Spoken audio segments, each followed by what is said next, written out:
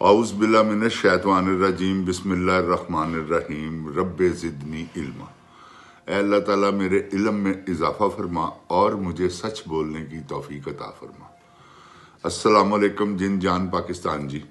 ओए गोली क्यों चलाई यू पहले है 10 सिपा सलार।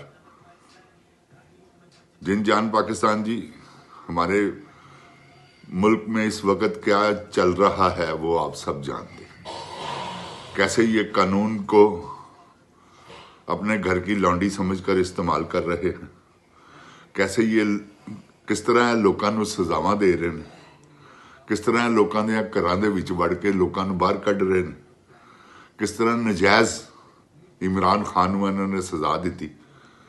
यह सब जो कुछ हो रहा है सिर्फ और सिर्फ सिपा सलार फेस सेफिंग मंग रहे कि किसी तरीके नाल मैनू मेरी बचत हो जाए। सिपा सलार साहब नशे दे विच सारा कुछ तुसी कर गए, तुसी कर ते लिया है, तुहाडे को करवा गई है वो जनरल मरियम, तो यह जो कुछ तुसी कर दिता है ना, इनफ इज इनफ। इस तो अगे तुसी की करना? कोई है होर हरबा तुहाडे कोल? गोली तुसी चलाती है, लोगों ने नजायज़ तुसी सजावां देती हैं, 10,000 बंदा तुसी नजायज़ अंदर बंद किया है, 18 साल तो लैके 74 साल तक औरतों को तुसी अंदर बंद किया है। तुहानू शर्म नहीं आती? यह पाकिस्तान है, यह साडे ते डोगरा फौज मुसलत कर दी। शर्म नहीं आई तुहानू? सिपा सलार तेरे नाल मुखातब आ, तेनू शर्म आनी चाहिए सी कि तू पाकिस्तान का की हाल कर रहे हैं, उस मुल्क का जिस मुल्क ने तेनू इन्नी इज्जत दी है कि रिटायर होके तू सिपा सलार बन के बैठा है। यह को खाला जी का घर है? सिपा सलार साहब, तुहानू 25 करोड़ आवाम वालों चैलेंज कर रहे हैं मैं, तुसी अपनियां हरकतां तो बाज आओ तो चुप करके इस्तीफा दे दिओ। अगर तुसी इस्तीफा नहीं देंदे तो एक गल मेरी याद रखना, यह कौम तुहाडे घरां नूं अग लाएगी। तुसी ये जिन्ने ऑफिसर हो ना उत्ते इस वेले सब फारग हो जाओ, कोई NRO नहीं जेगा तुहाडे वास्ते, ना कप्तान ने तुहानू किसी नूं NRO देना जी। तो कानून की लपेट च तुसी आए हो तो इस तो बेहतर है चुप करके अपनी नौकरियां तो इस्तीफे दिओ, अपना अपना समान लपेटो, जो पाकिस्तान का लुटिया है जो वापस करो, तो इतों फिरती पंजा हो जाओ। इस तो इलावा कोई हल नहीं जेगा। जे अगर तुसी कोई इस तो इलावा हल तलाश करने की कोशिश करोगे ना, तो एक ही हल है जी, होगा जे फटा आर्टिकल 6।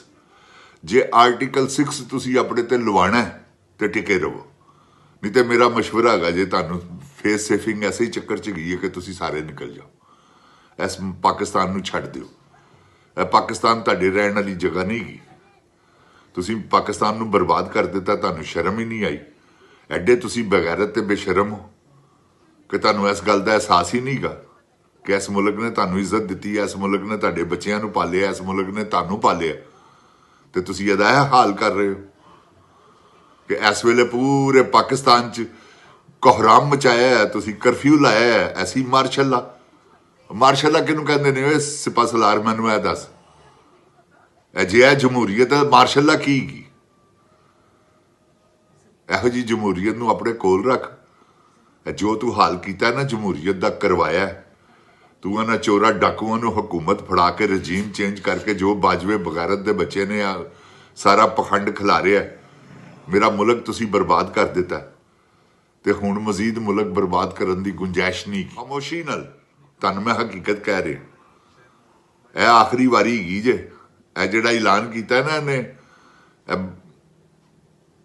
जनरल मरियम ने कि असीं यौम तरक्की मनावांगे, इन्होंने तरक्की की है जिहड़ी इन्होंने मनानी।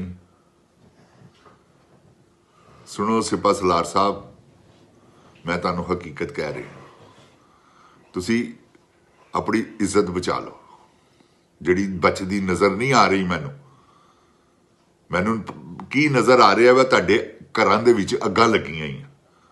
वो तो तुसी आप लाई सी ना 9 मई वाली, ਕੋਰ ਕਮਾਂਡਰ ਹਾਊਸ 'ਚ, ਤੇ ਹੁਣ ਕੋਰ ਕਮਾਂਡਰ ਹਾਊਸ 'ਚ ਜਿਹੜੀ ਅੱਗ ਲੱਗੇਗੀ ਨਾ, ਉਹ ਤੁਸੀਂ ਨਹੀਂ ਲਾਓਗੇ, ਉਹ ਇਹ ਆਵਾਮ ਲਾਏਗੀ। ਉਹ ਇਸ ਕਰਕੇ ਲਾਏਗੀ, ਜੋ ਤੁਸੀਂ ਇਸ ਆਵਾਮ ਨਾਲ ਸਲੂਕ ਗਿਵ ਐਂਡ ਟੇਕ ਹੈ ਨਾ, ਜੋ ਤੁਸੀਂ ਸਲੂਕ ਕਰ ਰਹੇ ਹੋ ਉਹੀ ਤੁਹਾਨੂੰ ਮਿਲੇਗਾ। ਤੇ ਹੁਣ ਤੁਸੀਂ ਬਹੁਤ ਕੁਝ ਕਰ ਲਿਆ, ਸਾਰੇ ਮੁਲਕ ਦੇ ਇਦਾਰੇ ਬਰਬਾਦ ਕਰ ਦਿੱਤੇ ਨੇ ਤੁਸੀਂ, ਮੁਲਕ ਦਾ ਬੇੜਾ ਗਰਕ ਕਰ ਦਿੱਤਾ। ਬਿਜਲੀਆਂ ਦੇ ਬਿੱਲ ਐਡੇ ਐਡੇ ਮਹਿੰਗੇ, ਗੈਸਾਂ ਦੇ ਬਿੱਲ ਐਡੇ ਐਡੇ ਮਹਿੰਗੇ, ਮਹਿੰਗਾਈ ਇਸ ਹੱਦ ਤੱਕ ਕਿ ਉਹ ਆ ਕੇ ਬਕਵਾਸ ਕਰਦੀ ਹੈ ਕਿ ਜੀ ਅਸੀਂ ਮਹਿੰਗਾਈ ਤੇ ਕਾਬੂ ਕਰ ਲਿਆ, ਪਾ ਲਿਆ। ਕਿੰਨੇ ਮਹਿੰਗਾਈ ਤੇ ਕਾਬੂ ਪਾਇਆ? ਉਹ ਸਿਪਾਹ ਸਲਾਰ ਕਦੀ ਕੋਈ ਸਬਜ਼ੀ ਖਰੀਦੀ ਹੋ? ਕਦੀ ਕੋਈ ਘਿਓ ਖਰੀਦਿਆ ਹੀ, ਆਇਲ ਖਰੀਦਿਆ ਹੀ, ਕਦੀ ਕੋਈ ਗੋਸ਼ਤ ਖਰੀਦਿਆ ਹੀ? ਤੈਨੂੰ ਕੀ ਪਤਾ ਹੋਵੇ ਮਹਿੰਗਾਈ ਨੇ ਲੋਕਾਂ ਦਾ ਕੀ ਹਾਲ ਕਰ ਦਿੱਤਾ ਹੈ? ਕਿਉਂਕਿ ਤੇਰੇ ਤੱਕ ਉਹ ਖਬਰ ਹੀ ਨਹੀਂ ਪਹੁੰਚਦੀ। ਤੂੰ ਸ਼ਾਮ ਨੂੰ 5 ਵਜਦੇ ਨੇ, ਉਸ ਤੋਂ ਬਾਅਦ ਤੂੰ ਵਿਸਕੀ ਖੋਲ ਲੈਣਾ। 7 ਵਜਦੇ ਨੇ, ਤੇਰੇ ਵਾਸਤੇ ਲਵਾਜ਼ਮਾਤ ਆ ਜਾਂਦੇ ਨੇ ਜਾਤੀ ਉਮਰਾਂ ਤੋਂ। ਉਸ ਤੋਂ ਬਾਅਦ ਤੈਨੂੰ ਹੋਸ਼ ਨਹੀਂ ਰਹਿੰਦੀ, ਦੂਸਰਾ ਦਿਨ ਚੜ ਜਾਂਦਾ। ਇਸੇ ਤਰ੍ਹਾਂ ਹੀ ਫਿਰ ਤੇਰੀ ਇਹੀ ਰੂਟੀਨ। ਤੂੰ ਕਰਨਾ ਕੀ ਪਿਆ? ਸਿਪਾਹ ਸਲਾਰ ਸਾਹਿਬ ਬਸ ਕਰੋ, ਵਕਤ ਗੁਜ਼ਰ ਗਿਆ। ਅਗਰ ਹੁਣ ਪੀਟੀਆਈ ਜਾਗੀ ਤੇ ਯਕੀਨ ਕਰੋ ਤੁਹਾਨੂੰ ਸਵਾ ਦੇਗੀ, ਕਿਉਂਕਿ ਉਹ ਤਾਂ ਸੁੱਤੇ ਨੇ ਵਿਚਾਰੇ, ਉਹਨਾਂ ਨੂੰ ਤਾਂ ਪਤਾ ਹੀ ਨਹੀਂਗਾ ਕਿ ਅਸੀਂ ਜਾਗਣਾ ਕਿਵੇਂ। ਉਹਨਾਂ ਨੂੰ ਜਗਾਉਣ ਵਾਲਾ ਹੀ ਕੋਈ ਨਹੀਂ। ਜਿਹੜੇ ਜਗਾਉਣ ਵਾਲੇ ਨੇ ਉਹ ਹੀ ਬੜੇ ਵੱਡੇ ਬਗੈਰਤ ਨੇ। ਉਹ ਸ਼ੇਰੇ ਬੱਬਰ ਕੱਲਾ ਹੀ ਬੈਠਾ ਹੈ ਅੰਦਰੋਂ, ਕੱਲਾ ਹੀ ਐਲਾਨ ਕਰਦਾ ਵਾ ਤੇ ਲੋਕੀ ਉਹਦੇ ਪਿੱਛੇ ਟੁਰ ਪੈਂਦੇ। ਤੇ ਇਹਨਾਂ ਚੋਂ ਤੇ ਕਿਸੇ 'ਚ ਇੰਨਾ ਦਮ ਖਮ ਹੀ ਨਹੀਂਗਾ ਕਿ ਤੁਹਾਡੇ ਨਾਲ ਟੱਕਰ ਲੈ ਸਕਣ। ਸਿਪਾਹ ਸਲਾਰ ਸਾਹਿਬ, ਇਹ ਤੁਹਾਨੂੰ ਮੈਂ ਦੱਸ ਦਿਆਂ, ਤੁਸੀਂ ਪਾਕਿਸਤਾਨ ਨੂੰ ਬਰਬਾਦ ਕਰਨ ਦਾ ਜੋ ਸਿਲਸਿਲਾ ਕੀਤਾ ਹੈ ਨਾ, ਇਹਨੂੰ ਬਸ ਕਰੋ।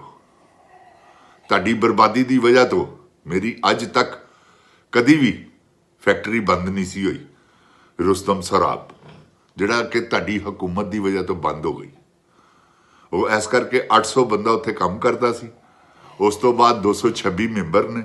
ਉਸ ਤੋਂ ਬਾਅਦ ਬੇਪਨਾਹ ਲੋਕ ਉਹਦੇ ਪੁਰਜ਼ਾ ਜਾਤ ਬਣਾ ਕੇ ਕੰਮ ਕਰ ਰਹੇ ਨੇ। ਤੇ ਤੁਸੀਂ ਸਭ ਦਾ ਰਿਜ਼ਕ ਬੰਦ ਕੀਤਾ, ਕਰਵਾਇਆ। ਸਿਰਫ ਹੈ ਟਿਕਟੌਕ ਕੁਈਨ ਜਨਰਲ ਮਰੀਮ ਦੀ ਵਜ੍ਹਾ ਤੋਂ। ਮੈਂ ਗੁਜ਼ਾਰਿਸ਼ ਕਰ ਰਿਹਾ ਮੈਂ ਤੁਹਾਡੇ ਅੱਗੇ, ਤੁਹਾਡੀ ਮਿਹਰਬਾਨੀ ਹੈ ਜਨਰਲ ਸਾਹਿਬ, ਲੋਕਾਂ ਨੂੰ ਖਾਣ ਦਾ ਕਮਾਉਣ ਦਾ ਮੌਕਾ ਦਿਓ, ਆਪਣੀ ਕੁਰਸੀ ਤੋਂ ਫਾਰਗ ਹੋਵੋ। ਤੇ ਮੈਂ ਗੁਜ਼ਾਰਿਸ਼ ਕਰਾਂਗਾ ਰੁਸਤਮ ਸਰਾਬ ਦੇ ਚੇਅਰਮੈਨ ਸਾਹਿਬ ਜਨਾਬ ਸ਼ੇਖ ਸਲੀਮੁੱਲਾ ਸਾਹਿਬ ਅੱਗੇ ਔਰ तमाम ਅਹੁਦਾਦਾਰਾਂ ਅੱਗੇ, ਜਨਾਬ ਅਲੀ ਮੇਰੀ ਗੁਜ਼ਾਰਿਸ਼ ਹੈ ਕਿ ਇਹ ਇਦਾਰਾ 1952 ਤੋਂ ਚੱਲ ਰਿਹਾ ਤੇ ਅੱਜ ਤੱਕ ਇਹ ਚੱਲ ਰਿਹਾ ਸੀ। ਇਹਦੇ ਬੰਦ ਹੋਣ ਦੀ ਵਜ੍ਹਾ, ਕਿਉਂਕਿ ਮੈਂ ਤੇ ਇੱਥੇ ਹਾਂ, ਮੈਨੂੰ ਤੇ ਨਹੀਂ ਪਤਾ ਕਿ ਇਹ ਬੰਦ ਕਿਵੇਂ ਹੋਇਆ। ਇਸ ਇਦਾਰੇ ਦੀ ਬੰਦ ਹੋਣ ਦੀ ਵਜ੍ਹਾ ਜਿਹੜੀ ਹੈ ਉਹ ਸਿਰਫ ਔਰ ਸਿਰਫ ਚੇਅਰਮੈਨ ਸਾਹਿਬ ਮਿਸਮੈਨੇਜਮੈਂਟ ਹੈ। ਅਗਰ ਤੁਸੀਂ ਮਿਸਮੈਨੇਜਮੈਂਟ ਨਾ ਕੀਤੀ ਹੁੰਦੀ, ਇਹ ਇਦਾਰਾ ਕਦੀ ਬੰਦ ਹੋਣ ਵਾਲਾ ਇਦਾਰਾ ਨਹੀਂਗਾ। ਇਹ ਕੋਆਪਰੇਟਿਵ ਇਦਾਰਾ ਹੈ। ਤੁਸੀਂ ਸਭ ਤੋਂ ਪਹਿਲਾਂ ਐਲਾਨ ਇਹ ਕਰੋ, ਅਗਰ ਤੁਹਾਡੇ 'ਚ ਹਿੰਮਤ ਨਹੀਂ ਗੀ ਤੇ ਤੁਸੀਂ ਜੋ ਲੋਕਾਂ ਨਾਲ ਤੁਸੀਂ ਕਰਨਾ ਚਾਹੁੰਦੇ ਹੋ ਨਾ, ਉਹ ਸਾਰੇ ਮਿਲ ਕੇ ਅਸੀਂ ਤੁਹਾਡੇ ਨਾਲ ਕਰ ਦਿਆਂਗੇ। ਸਭ ਤੋਂ ਪਹਿਲੇ ਤੇ ਇਹਨੂੰ ਚਲਾਉਣ ਵਾਸਤੇ 10-10 ਲੱਖ ਰੁਪਇਆ ਹਰ ਮੈਂਬਰ ਕੋਲੋਂ ਤੁਸੀਂ ਦੁਬਾਰਾ ਲਵੋ ਔਰ ਇਸ ਇਦਾਰੇ ਨੂੰ ਚਲਾਓ। 10-10 ਲੱਖ ਰੁਪਏ ਦੀ ਅੱਜ ਕੱਲ੍ਹ ਕੋਈ ਵੈਲਿਊ ਨਹੀਂ। ਜਿਹੜਾ ਮੈਂਬਰ ਨਹੀਂ ਦੇ ਸਕਦਾ ਹੋਏਗਾ, ਉਹ ਦੂਸਰੇ ਮੈਂਬਰ ਉਹਦੇ ਨਾਲ ਮਦਦ ਕਰਕੇ ਉਹਨੂੰ ਉਨੀ ਦੇਰ ਤੱਕ ਸਟੈਂਡ ਦੇਣਗੇ। ਤੇ ਤੁਹਾਡੀ ਮਿਹਰਬਾਨੀ ਹੈ, ਮੇਰੇ ਇਦਾਰੇ ਨੂੰ ਤੁਸੀਂ ਵੇਚਣ ਦਾ ਬਿਲਕੁਲ ਨਹੀਂ ਸੋਚਣਾ। ਇਹ ਮੇਰੇ ਬਾਪ ਨੇ ਬਣਾਇਆ ਹੈ, ਮੇਰੇ ਬਾਪ ਦੀ ਸਭ ਤੋਂ ਜ਼ਿਆਦਾ ਮਿਹਨਤ ਇਹਦੇ 'ਚ ਸ਼ਾਮਲ ਹੈਗੀ ਹੈ।